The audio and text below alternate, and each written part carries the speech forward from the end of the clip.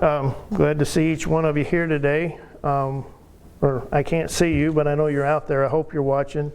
Hopefully I got something that'll be a help and encouragement to you. We're going to continue on the life of Christ and the things that Christ went through in his life. It's been encouragement.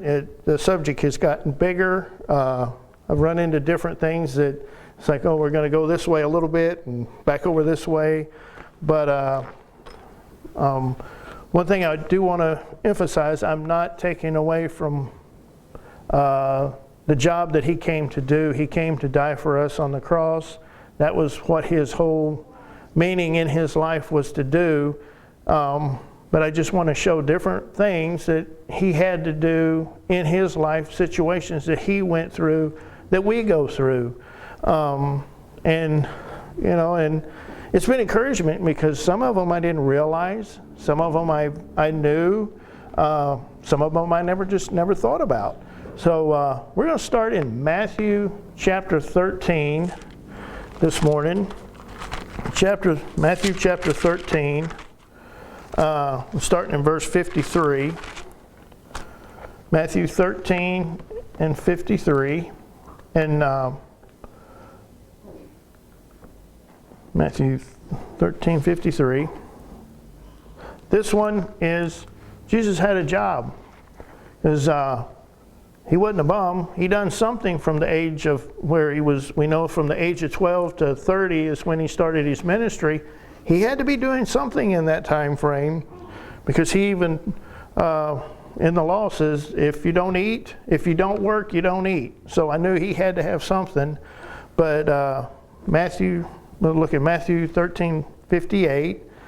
And it came to pass, when Jesus had finished these parables, he departed thence. And when he was come unto his own country, he taught them in the synagogues, insomuch that they were astonished, and said, Whence hath this man this wisdom and these mighty works? Is not this the carpenter's son? Is not his mother Mary, and his brethren James, Joseph, Simeon, and Judas? And his sisters, are they not all with us? Whence then hath this man all these things? And they were offended in him. But Jesus said unto them, A prophet is not without honor, save in his own country and in his own house. And he did not mighty works there because of their unbelief. So here you see he was the carpenter's son. So we see there here that he was working. But also if you go into Mark 6, it's the same story. But Mark 6 in verse 1. Yeah, Mark 6 and verse 1. And he went out from thence and came unto his own country, and his disciples followed him. And when the Sabbath day was come, he began to teach in the synagogue, and many hearing him were astonished, saying, From whence hath this man these things, and what wisdom is this which is given unto him, that even the mighty works are wrought by his hand? Is not this the carpenter, the son of Mary, the brother of James, Joseph, Judah, Simeon, and are not his sisters here with us? And they were offended at him. And Jesus said unto them, A prophet is not without honor, but in his own country and among his own kin and in his own house. And he could there do no mighty work, save that he lay his hand upon a few sick folk and healed them. Here in verse 3, it says, Is not this the carpenter? So I thought that was kind of neat, because I think he did a lot of carpentry work. I mean, his dad was. A lot of times, that's what families kind of followed in their family work. what was it? Peter was a fisherman, and some of the others, when they called him, they were with their dad mending nets. So we see that, here that Jesus had a job. So, we have to deal with bosses. We have to deal with other people. And I've done service work in my line of work, and I didn't care for it because you never knew who your customer, who that customer was, how they were going to handle a situation. If you couldn't fix something right then, how upsetting were they going to be?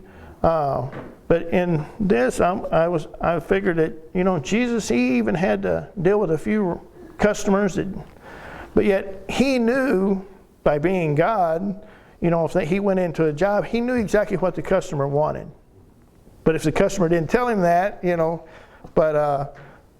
had to deal. He didn't have to deal with a bad boss. I don't think it was his dad. Growing up, because I know I did a lot of work with my dad. Over the years, we do small carpentry jobs and on the side, and I worked for him some.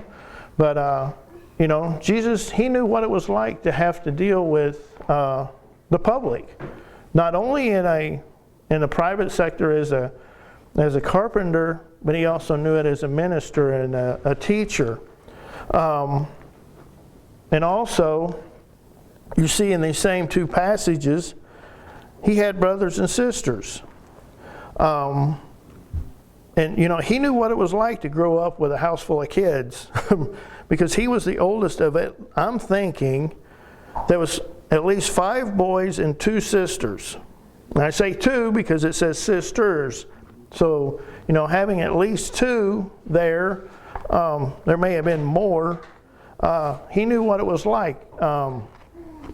Share a bed, share a bedroom, different chores. So to me, there's things like that. It's kind of neat you think about. You don't think about him, those daily things that he grew up, he dealt with, arguments amongst the sisters and brothers and all. But this was actually given to me by someone else, and I had never seen it. But in John chapter 7, John chapter 7,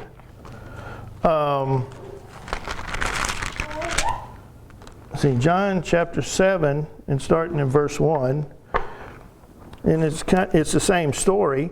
But after these things, Jesus walked in Galilee, for he would not walk in Jewry, because the Jews sought to kill him. Now the Jews' feast of the tabernacle was at hand. His brethren therefore said unto him, Depart hence, and go to Judea, that thy disciples may see the works that thou doest. For there is no man that doeth anything in secret, and he himself seeketh to be known openly. If thou do these things, show thyself to the world. And neither did his brethren believe on him. So here, I had never seen this, and I've read it many, many times, but it's like, oh, his brethren, his brothers, and we know, we went to school with people, and how easy is it to go to school with someone in your class, and then they become a doctor and move into your town? How easy would it be to go to them to be a doctor, because you know what their past was like and you know something about them. But here, they plainly said they didn't believe him. They're like, you go to Jerusalem and tell them. And here was part of the, him. They're not unbelief and people not believing him. But yet we see that even in further into this study, it'll show that his brothers did believe and were part of the first church. We'll see that later on.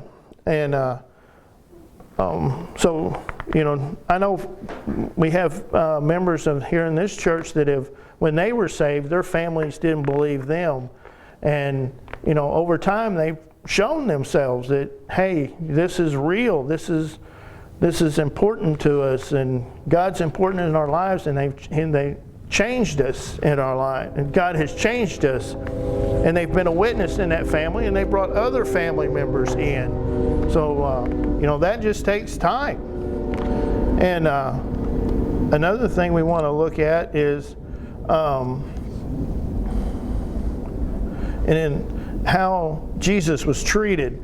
Now this is a fairly big subject. Because I kind of got into this on this one because of John and how he said that the family the brethren didn't believe him, and I got to looking at how they treated him there. They told him, just go to Jerusalem, just go tell the world. We don't want to hear it. Go tell everybody else. But then I got to looking into how the different things, the way people treated him, and if you look in Luke chapter 4 and verse 31.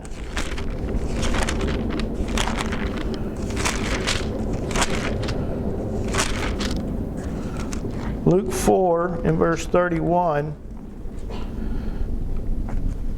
Luke 4:31. And he came down to Capernaum in the city of Galilee and taught them on the Sabbath day. And they were astonished at his doctrine, for his words were with power. And in the synagogue there was a man which had a spirit of an unclean devil, and cried out with a loud voice, saying, Let us alone. What have we to do with thee, thou Jesus of Nazareth? Thou art come to destroy us.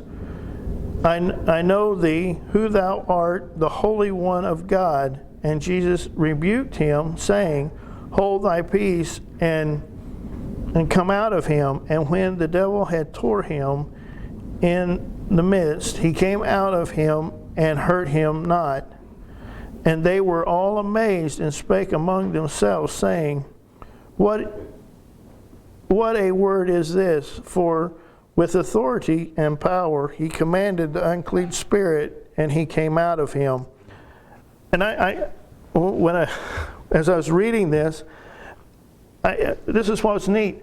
Where he was in the synagogue on the Sabbath day, and the devils were there. And this one actually got up and said something, and we'll be getting into this a little more. The devils, there's a passage that says the devils know who God is, and they tremble. And here, this man with the devil was in the services. So we never know who's going to be in our services. But I thought, as he says unto him in verse 34, let us alone. So he was used to going to church and hearing what the priests were saying that was just nothing. And that's what's going on even today. A lot of people go to church to have their ears tickled. They go to church to be filled, to make them feel good. And we've accomplished what we've needed to do for God. We went to church 3 times this week, or we went to church once this week. And you find a lot of people say, well, we go to church. Well, how often do you go to church? Now, I'm missing coming to church, even though I've listened to more preaching since we've not been able to come actually to church. I've listened to other preachers on YouTube and all, which has been nice, but I think that's something we ought to continue even after we come to church, to continue to try to grow. And for me, even like doing this Sunday school, I've enjoyed it. It's been challenging, but I think one thing I've found that I need to be in the Word more than just reading my Bible. I need to study, and I'm finding things out, and something you've read multiple times, just like his brethren not believing him. I've read that. I've read over it, but I've never seen it. And that's what's neat when you start seeing things like this. But I think this is what's neat about this, what this devil says after he says, let us alone. He says, what have we to do with thee, thou Jesus of Nazareth? Called him by name. Art thou come to destroy us? Well, for him, the devil, that's what he was looking at. What he came to do was to destroy the devil, but not the man. And he says, I know thee, who thou art, the Holy One of God. He comes out and plainly says, I know you're God. I know who you are. And the people didn't see. They didn't hear what the devil had said. But when Jesus said, hold thy peace and come out of him, they were astonished because he came out, he heard, and even in other passages we've read, when he's in the synagogues and he was teaching, and they were amazed at his words. He didn't teach as I would teach or any other preacher would teach. He taught with authority. In the Sermon on the Mount, he said, you have heard, but I say. I think it's neat the way he phrases those. It's like it has power behind what he's saying. I mean it this way. This is why I say it the way I say it. So, but to me, it's like this devil was treating Jesus bad, and yet his attitude was totally different. He was in the synagogue at the right time just for this incident, to take care of this man. And there's other places that we'll get into where we show some of this, how Jesus is treated and how Jesus reacts back. And we'll continue on, and in Mark chapter 5, Mark chapter 5. You have two scriptures here. They're lengthy. Mark chapter 5. Oh, I'm in Matthew. Mark 5, and also Matthew 8 is the same story, but it's different. That's what's neat. Each of these writers have a different way of putting it, and like here in Matthew, or in Mark 5, it's a lengthy reading and a lengthy story, but there's a lot in all this. Mark chapter 5, starting in verse 1.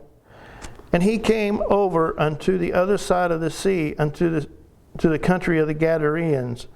And when he was come out of the ship, immediately there met him out of the tombs a man with an unclean spirit, who had his dwellings among the tombs, and no man could bind him, not with chains, but that he had been often bound with fetters and chains, and the chains had been plucked asunder by him, and the fetters broke in pieces. Neither could any man tame him. And always day and night he was in the mountain and in the tombs, crying and cutting himself with stones. But when he saw Jesus afar off, he ran and worshipped him. Here's where, the devils worship Jesus and tremble. And he cried with a loud voice, What have we to do with thee, Jesus, thou Son of God, the Son of the Most High God? I adjure thee by God that thou torment me not. For he said unto him, Come out of the man, thou unclean spirit, and answered him, What is thy name? Ask him, What is thy name? And he answered, and saying, My name is Legion, for we are many. And he besought him much that he would not send them away out of the country. Now there was near unto the mountain a great herd of swine, and all the devils besought him, saying, Send us unto the swine, that we may enter into them. I never seen that. All the devils besought him. I wonder if they all talked at the same time. You know, they're a legion. Legion's supposed to be like 10,000 or quite a few. But go ahead and forthwith Jesus gave them leave. I think it's so neat. The devils and his demons cannot do anything without the authority of God, and people don't realize that you know. But God's the one in full authority.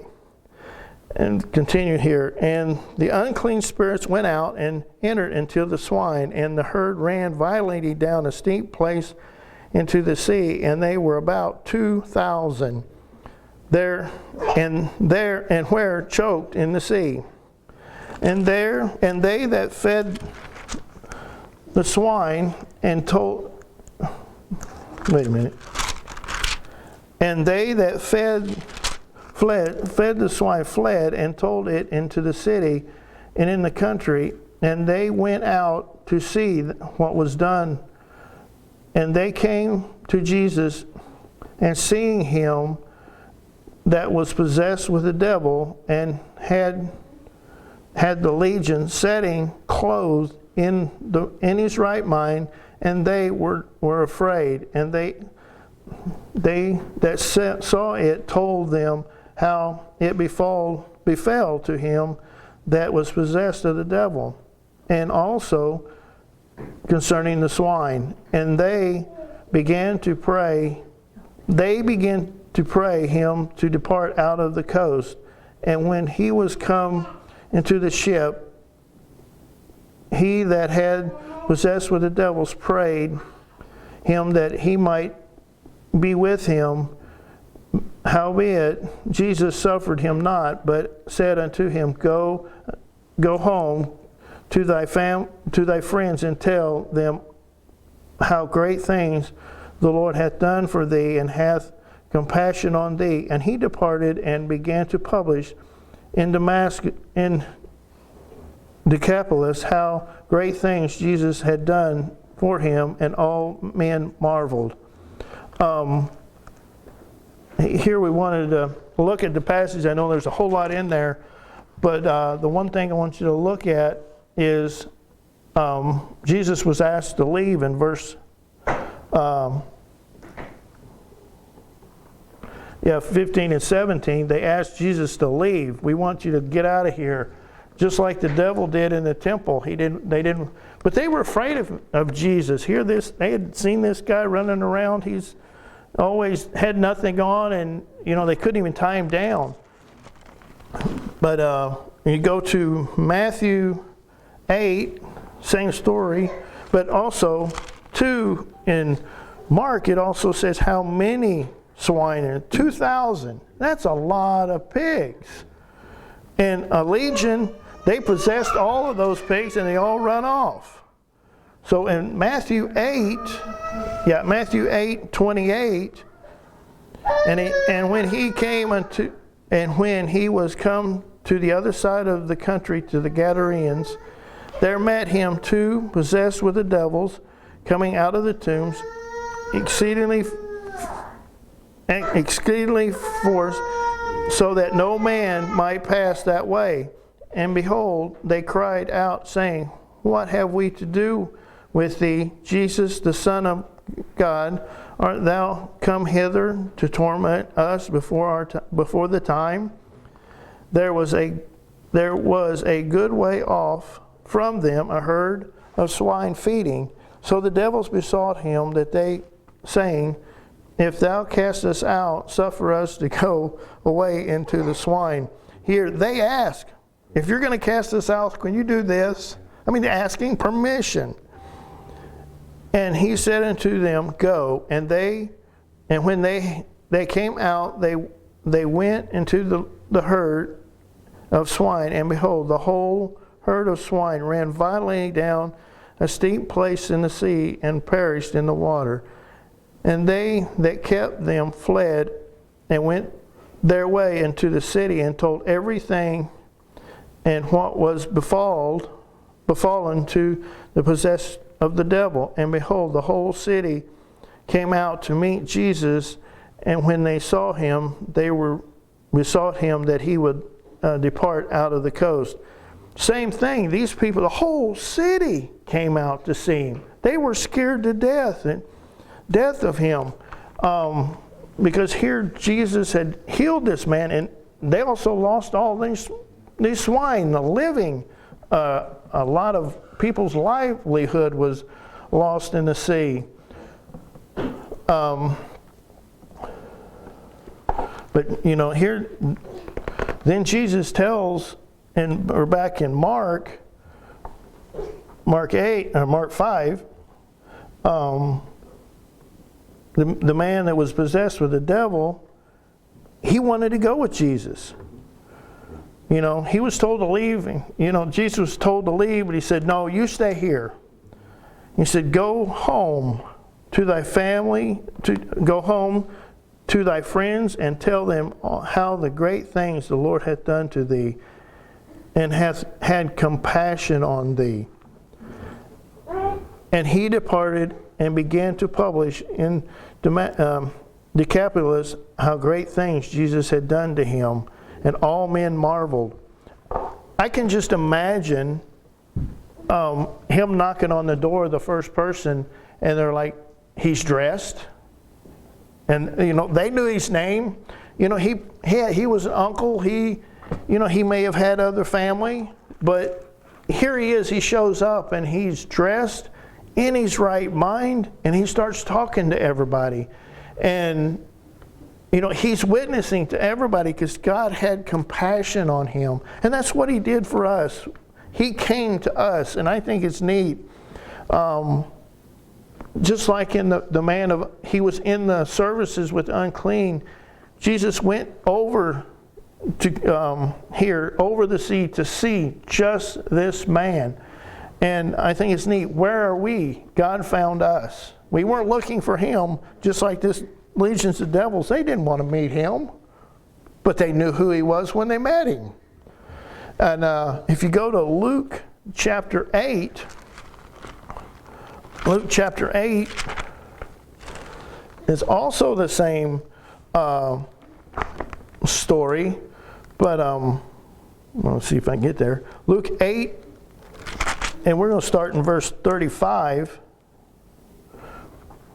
Luke 8:35. Same story, and then came, and they went out to see what was done, and came to Jesus, and found the man out of whom devils were departed, sitting at the feet of Jesus, clothed in his right mind. And they were afraid. And they also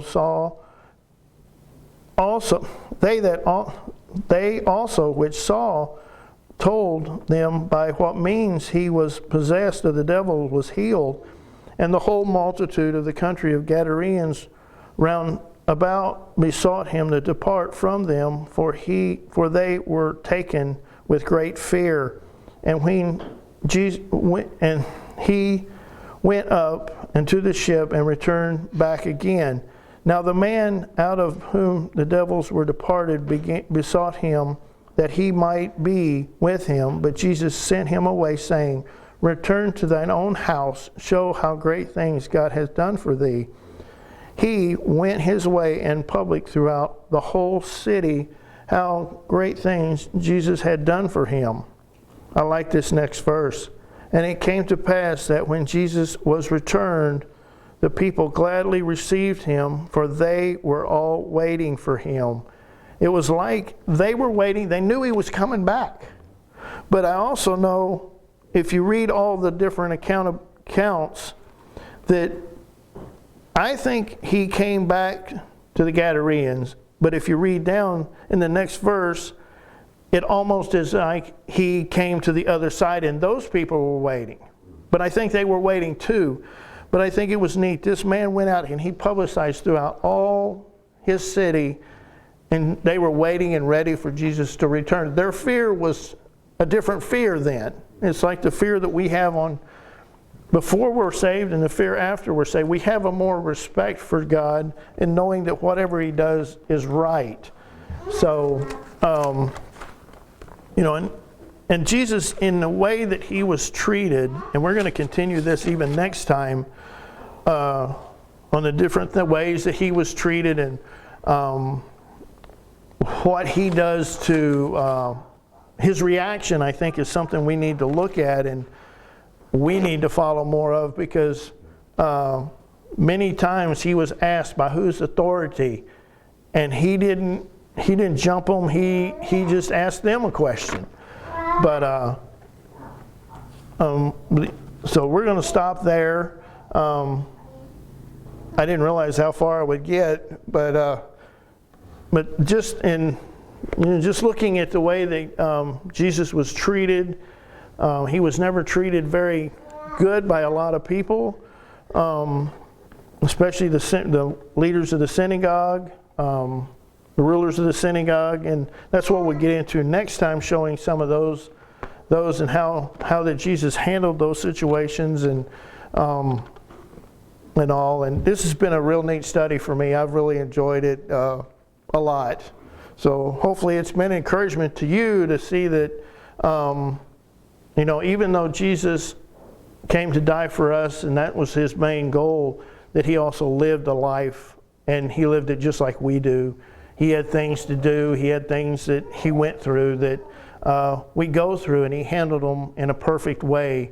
And I know a lot of times there's a lot of things that I don't do, and I don't handle things right. So we'll close with a word of prayer, and hopefully this will continue next time. Dear Heavenly Father, thank you for this day. Thank you for the many blessings you've given us. Thank you for allowing us to come into your house to worship you. And Lord, just thank you for the word that you've shown me and how that you've lived your life here on earth. And your main goal in coming to this earth was to die for us and to save us. And that you found us. You looked for us when we weren't looking for you.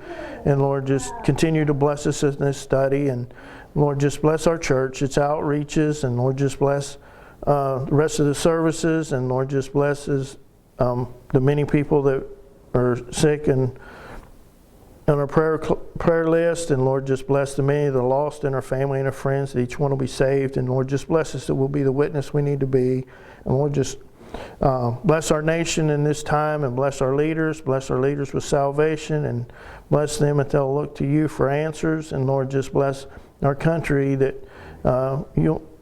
in this time that we'll turn our country over to you, and that we'll become a godly country again. And Lord, just bless our soldiers as they're away, bring them home again safely, and bless their families as they're away. Lord, just bless and forgive us of our many sins and our shortcomings. In Jesus' name we pray. Amen.